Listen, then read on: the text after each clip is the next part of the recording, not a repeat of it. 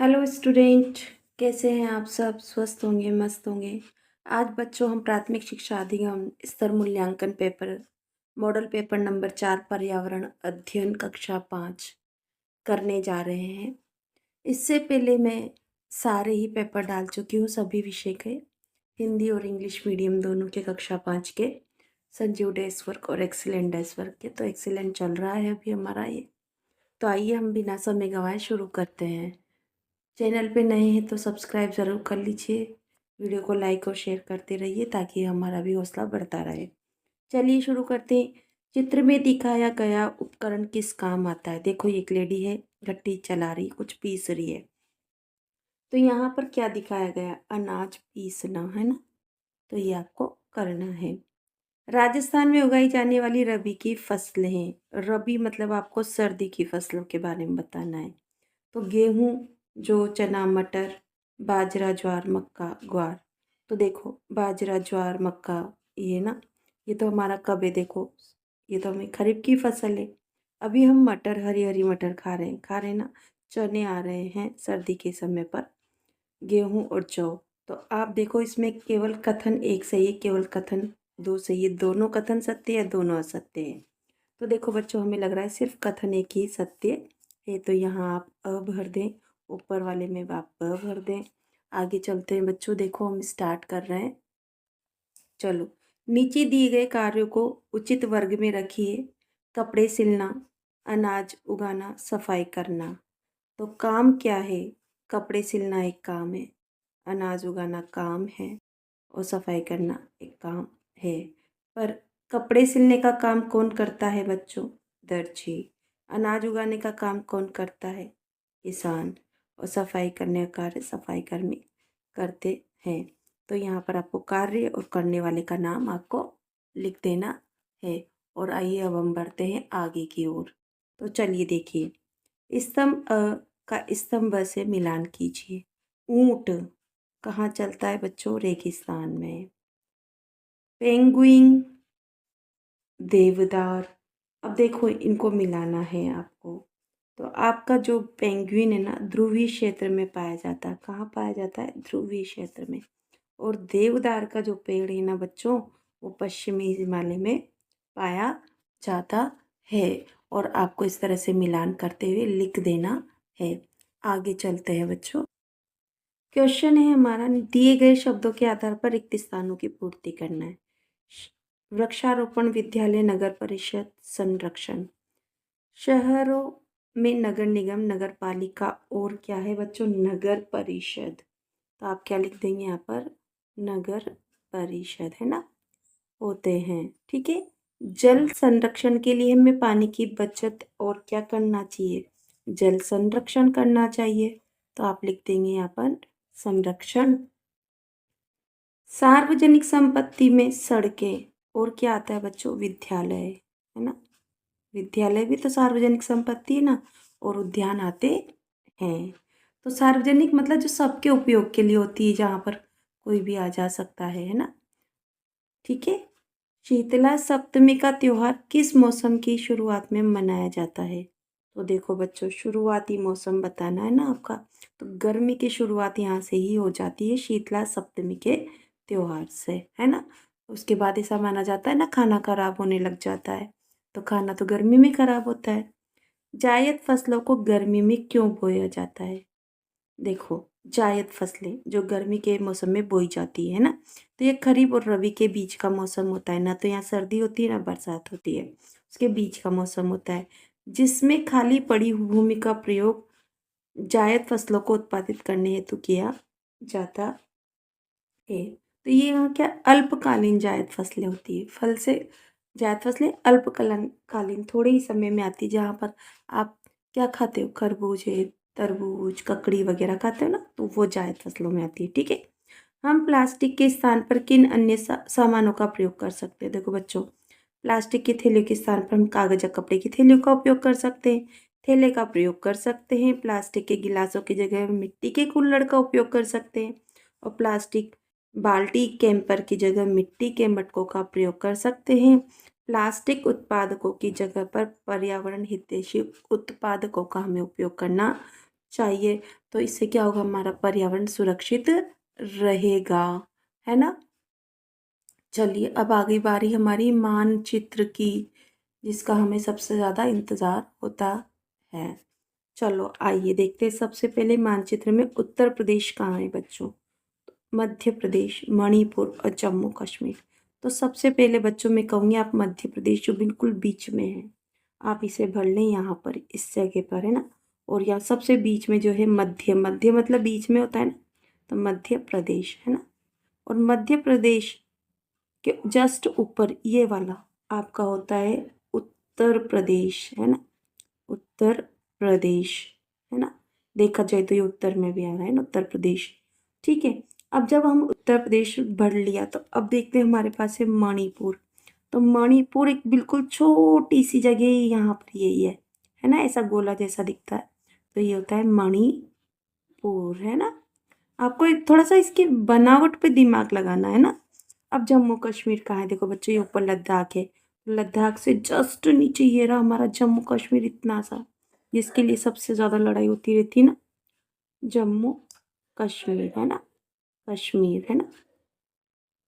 तो देखा बच्चा हमने कितने आसानी से इनको भर लिया। हमें थोड़ी थोड़ी छोटी छोटी सी बातें याद रखते हुए आगे बढ़ना है। चलो आगे बढ़ते हैं। चलो बच्चों, किस प्रकार के प्राणायाम में सांस को अधिक गहरी और तेजी से लिया जाता है। तो देखो, भस्त्रिका प्राणायाम में तेजी से और गहरी में लिया जाता है ना। तो आपको ये लिखना है। राजस्थान में जल संरक्षण के लिए कौन कौन से साधन है। बावड़ी, जोहड़, झील, सभी। बताओ आप क्या कहेंगे, सभी तो है, झीलें भी है, उदयपुर वगैरह झीलों की नगरी है ना। तो इस तरह से आपको दो ऑप्शन कर देना है। चलो आगे देखते हैं बच्चों, देखो आगे के क्वेश्चंस हमारे। चलो, दिए गए चित्र से संबंधित जानकारी प्राप्त करने के लिए किन्हीं दो प्रश्नों का निर्माण करना है। तो बताओ, चित्र में किसका महत्व बताया गया है, चित्र में कौन सा मौसम दर्शाया गया है, पेड़ पौधों से हमें क्या क्या लाभ प्राप्त होता है, कौन सा पेड़ किस बीमारी की दवा में काम लिया जाता है। कुछ भी जो आपको अच्छा लगे, ऐसा नहीं कि हमें ये लिखना है और ये लिखना है मैम, है ना। चलो आगे देखते हैं। जल संरक्षण आज की प्रमुख आवश्यकता है। आप कह सकते हैं जल संरक्षण आज की प्रमुख आवश्यकता क्यों है? या फिर जल संरक्षण क्यों किया जाता है, जल संरक्षण के प्रमुख साधन क्या है। तो इसी तरह से इसी लाइन को बेस मानकर आपको क्वेश्चन बनाने। इसके बारे में अधिक जानकारी प्राप्त करने के लिए आप अपने शिक्षक से क्या प्रश्न करेंगे, इन्हीं दो प्रश्नों का आपको निर्माण करना है। चलो आगे देखते हैं, हमने बता दिए। आगे, आंवला औषधीय गुणों से भरपूर है, फिर से क्वेश्चन निर्माण करना है। यही सिर्फ आंवला औषधीय गुणों से क्यों भरपूर है, ये कौन कौन सी बीमारियों में, है ना, काम आता है, इसके औषधीय गुण क्या है ना, कौन कौन से रोगों में लाभदायक है, सिर्फ इसको लेकर ही आपको बनाना है ना। तो ज़्यादा स्ट्रेस नहीं लेना। बच्चे कहते कैसे बनाना है, अरे जैसे क्वेश्चन पढ़ते हैं वैसे बनाना है, ठीक है। भारत के पश्चिमी तट के बारे में आप क्या जानते हैं। पश्चिमी तट पर क्या है भारत के, भारत का पश्चिमी तट उत्तर में गुजरात के कच्छ के तट से लेकर दक्षिण से कन्याकुमारी तक फैला हुआ है। कहाँ से, गुजरात के कच्छ तट से लेकर, है ना, कच्छ से, गुजरात के कच्छ से लेकर दक्षिण के कन्याकुमारी तक फैला हुआ है। इस तट पर कई बंदरगाह स्थित हैं, जहाँ से भारी मशीन पेट्रोलियम का आयात होता है। हम तो बाहर से मंगाते हैं ना, बड़ी बड़ी मशीनरी और पेट्रोल मंगाते हैं, लोहा, अनाज, वस्त्रों का निर्यात करते हैं, हम अपने देश से भेजते हैं दूसरी जगह पर। इस तट को 3 भागों में बांटा जा सकता है, काठियावाड़ तटीय मैदान, कोंकण तटीय मैदान और मालाबार तटीय मैदान। तो इस तरह से हम कह सकते हैं कि जो भारत का पश्चिमी तट है वो हमारे लिए बहुत बहुत उपयोगी है। सारा व्यापार यहीं से होता है, ये मान के चलो। काठियावाड़ का तटीय मैदान, कोंकण तटीय मैदान और मालाबार तटीय मैदान आपको अच्छे से कर लेना है। आगे देखो बच्चों, आगे का क्वेश्चन जो हमारा है, ग्रामीण और शहरी घरों के निर्माण में क्या सामग्री प्रयोग में आती है, पर्यावरण पर इसका क्या प्रभाव पड़ता है। मतलब गाँव में घर किस किस चीज़ से बने होते हैं और शहरों में किस किस चीज़ से बने होते हैं और इसका हमें क्या क्या लाभ मिलता है। तो देखो बच्चों, ग्रामीण क्षेत्र में घर प्राकृतिक सामग्री जैसे मिट्टी से, लकड़ी से, घास फूस से बनाए जाते हैं, जबकि शहरी क्षेत्रों के घरों को कंक्रीट, सीमेंट, स्टील, अन्य आधुनिक निर्माण सामग्री का उपयोग करके बनाया जाता है। पर्यावरण पे इसका प्रभाव अलग अलग होता है। ग्रामीण घरों के निर्माण में कम ऊर्जा और प्राकृतिक संसाधनों की आवश्यकता होती है। ये चीज़ें हमें प्रकृति से मिल जाती है ना, और कम ऊर्जा की आवश्यकता होती है, जबकि शहरी घरों के निर्माण में अधिक ऊर्जा और प्राकृतिक संसाधनों की आवश्यकता होती है, और यह प्रदूषण का कारण बन सकता है। जो है ना शहर के घर बनते हैं ना, उससे हमें कृत्रिम चीज़ों का हम निर्माण ज़्यादा करते हैं और प्राकृतिक चीज़ें जैसे लकड़ी वगैरह का यूज़ भी हम ज़्यादा से ज़्यादा होता है, जबकि है ना जो ग्रामीण घर होते हैं उनमें प्राकृतिक चीज़ों का और ऊर्जा की कम खपत होती है। चलो आगे देखते हैं बच्चों। आपके मोहल्ले में कौन-कौन सी समस्या है? कोई 4 समस्या बताओ। तो कचरे की समस्या है, गंदे पानी की समस्या है, बिजली की समस्या है, सड़कों का टूटा-फूटा होना, नालियों की नियमित सफाई का नहीं होना, ढेर सारी समस्या, आवारा पशुओं का घूमना। तो आप कुछ भी तो लिख सकते हैं ना, कोई दिक्कत ही नहीं है ना? बस आपको अच्छे से लिखने की प्रैक्टिस करनी है। अगर आपके मोहल्ले में गंदगी हो तो आप इस समस्या को दूर करने के लिए क्या कदम उठाएंगे? देखो, कूड़ेदान की सफाई करेंगे, रास्ते में कचरा हटाना, मोहल्ले में जागरूकता बढ़ाना, लोगों को स्वच्छता के बारे में नियमित शिक्षित करना, सड़क पर कचरा फेंकने वालों को के विरुद्ध नगर पालिका में शिकायत पत्र लिखना, है ना? पानी की बर्बादी नहीं करना, बिजली की बचत करना, बहुत सारी चीज़ें लिख सकते हो अपने हिसाब से ना। आइए आगे बढ़ते हैं। नेक्स्ट क्वेश्चन बच्चों, प्रयोग के आधार पर बताइए कि निम्नलिखित में से कौन सी वस्तुएं पानी में तैरती है और कौन सी नहीं तैरती है। तो देखो, लकड़ी पानी में तैरती, लोहा नहीं तैरता है, कागज पानी में तैरता है, पत्थर पानी में डूब जाता है, नहीं तैरता है, प्लास्टिक तैरती है, कंकड़ नहीं तैरता है, डूब जाता है, तेल पानी के ऊपर तैर पाता है और बर्फ भी पानी पर तैरती है। प्रयोग कर कर आप देखना, ठीक है? घर पर बर्फ डालकर देखना तैरती है या नहीं तैरती है। तो देखो बच्चों, आप कहेंगे कि बर्फ पानी में तैरती है नहीं तैरती, तो आपने गर्मी की में शिकंजी वगैरह बनाया होगा ना, ठंडा बनाया होगा, तो बर्फ ऊपर तैरता है नहीं तैरता? और गन्ने का रस तो सबने ही पिया है ना? वहाँ पर भी देखा होगा ना। तो ऐसे प्रैक्टिकल बेस पे चलोगे ना, तो पर्यावरण तो सबसे ईजी लगता है बच्चों। नियमित प्राणायाम करने से क्या लाभ होते हैं? देखो, बार बार ये क्वेश्चन रिपीट होता है। प्राणायाम करने से तनाव दूर होता है, शारीरिक मानसिक शक्ति को बढ़ती है, ध्यान केंद्रित करने में मदद मिलती है, रक्तचाप को नियंत्रित करता है, बीपी जिसको कहते हैं। स्वास्थ्य लाभ तो होते ही हैं, है ना? चलो आगे बढ़ते हैं। लिखने की प्रैक्टिस करना है और लिखने पे फोकस करना है, लिखना अच्छे से आना चाहिए। चौराहे पर हरी बत्ती का होना क्या कहता है? आगे बढ़ो, ग्रीन गो, याद कराती हूँ ना मैं आप लोगों को। पुराने समय को से लेकर वर्तमान समय तक शिक्षा के क्षेत्र में कौन-कौन से बदलाव हुए हैं? मतलब पुराने ज़माने में शिक्षा के लिए क्या किया जाता था और आज हम शिक्षा के लिए क्या-क्या कर रहे हैं और किस तरह से शिक्षा दी जा रही है। तो पुराने समय से लेकर वर्तमान समय तक शिक्षा के क्षेत्र में बहुत बदलाव आए हैं। पहले विद्यालय कच्चे भवनों में होते थे, कच्चे मकान घर भवन होते थे, इमारतें कच्ची होती थी, स्लेट और तख्ती का पर लिखा जाता था बत्ती से, है ना? वर्तमान समय में विद्यालय पक्के भवनों में संचालित होते, पक्के-पक्के बिल्डिंग से डिजिटल कक्षाएँ हैं, स्मार्ट बोर्ड हैं, ऑनलाइन ऑनलाइन शिक्षा तो दी ही जाती है, जैसा कि अभी हम आप हमारी वीडियो से पढ़ रहे होंगे, है ना? चलो लास्ट क्वेश्चन, अभी लास्ट नहीं 20 नंबर का। यातायात और संचार के साधनों का हमारे जीवन में क्या महत्व है? तो यातायात और संचार के साधनों का हमारे जीवन में बहुत ही महत्व है, जैसे कि ये न केवल हमारे दैनिक जीवन को सुगम मतलब आसान बनाते हैं, बल्कि आर्थिक विकास, सामाजिक संबंध, राष्ट्रीय सुरक्षा में भी महत्वपूर्ण भूमिका निभाते हैं। आर्थिक विकास होता है, सामाजिक संबंध हमारे मधुर होते हैं और राष्ट्रीय सुरक्षा में तो बहुत ही महत्वपूर्ण भूमिका निभाते हैं। कौन? यातायात और संचार के साधन। चलो आगे बढ़ते हैं। जैसलमेर व माउंट आबू में कौन कौन सी भिन्नताएं हैं और क्यों? मतलब दोनों में क्या क्या अलग चीज़ें? तो जैसलमेर रेगिस्तान है ना? तो यहाँ पर गर्म शुष्क हवा, तापमान की अधिकता, वर्षा की कमी, वनस्पतियों की कमी, रेतीली दशा देखने को मिलती है ना? आपको यही ध्यान रखना है कि जैसलमेर में जब हमने कहा कि यहाँ रेगिस्तान है तो गर्म और शुष्क हवाएं होगी, बरसात कम होगी, रेतीली मिट्टी होगी, वनस्पति भी कम होगी अगर बरसात कम है तो।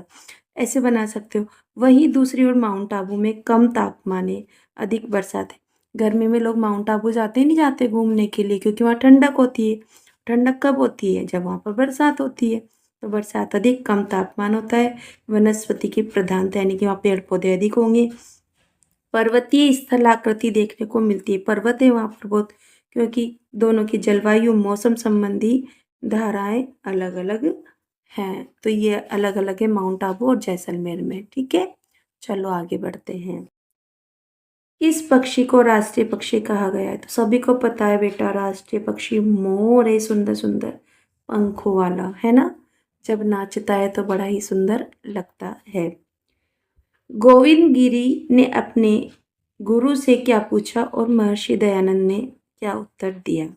तो गोविंद गिरी ने अपने गुरु दयानंद सरस्वती से पूछा कि गुरुदेव, हमें अपने समाज को जागरूक और शक्तिशाली बनाने के लिए क्या करना चाहिए? महर्षि दयानंद सरस्वती ने उत्तर दिया, समाज में समानता, शिक्षा और स्वदेशी विचारधारा को फैलाना ही सच्चा राष्ट्र धर्म है।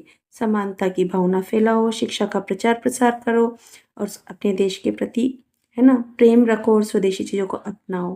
तो ये इन्होंने कहा, यही सच्चा राष्ट्र धर्म है। अपने अधिकारों के लिए जागरूक होना, अंधविश्वासों को छोड़ना, अपनी मातृभूमि को शक्तिशाली बनाना हमारा कर्तव्य है। ये सब कुछ गुरु दयानंद सरस्वती ने गोविंद गिरी को कहा कि मातृभूमि को शक्तिशाली बनाना चाहिए, अंधविश्वासों को छोड़ देना चाहिए, अपने अधिकारों के प्रति जागरूक रहना चाहिए। और इस तरह से बच्चों हमने मॉडल टेस्ट पेपर पर्यावरण का 4 कंप्लीट कर लिया है। आई होप आपको समझ में आया होगा। समझ में आए तो प्लीज़ प्लीज़ प्लीज़ वीडियो को लाइक कीजिए, शेयर कीजिए, चैनल पे नए तो सब्सक्राइब कीजिए और हमारे साथ पढ़ते रहिए, जुड़े रहिए और अपना स्कोर अच्छे से अच्छा करते रहिए। Thank you for watching my channel.